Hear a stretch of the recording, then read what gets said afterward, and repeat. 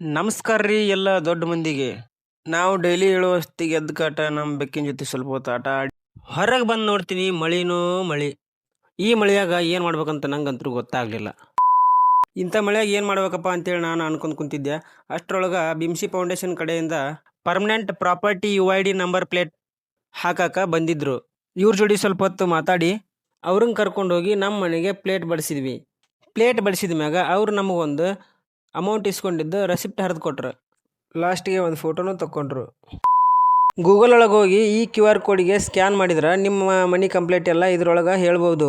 ಇಷ್ಟೆಲ್ಲ ಕೆಲಸ ಆದ್ಮ್ಯಾಗೂ ಮಳೆ ನಿಂದ್ರತ್ತಂತ ಅನ್ಕೊಂಡಿದ್ದೆ, ಆದರೂ ಮಳೆ ನಿಂದ್ರಲಿಲ್ಲ. ಹೊರಗೆ ಬಂದು ನೋಡ್ತೀನಿ ನಮ್ಮ ಹುಡುಗರು ಚಕ್ಕ ಆಡ್ಕೊಂತ ಕುಂತ್ಬಿಟ್ಟಿದ್ರು. ಕುಂತ್ವಿ ಅದೇನು ಮಳೆ ನಿಂದ್ರು ಹಂಗೆ ಕಾಣಲೇ ಇಲ್ಲ.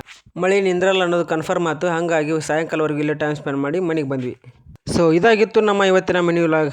ಇದೇ ಥರದ ವೀಡಿಯೋಗಳಿಗಾಗಿ ನಮ್ಮ ಪೇಜ್ನ ಫಾಲೋ ಮಾಡಿ. ಬಾಯ್.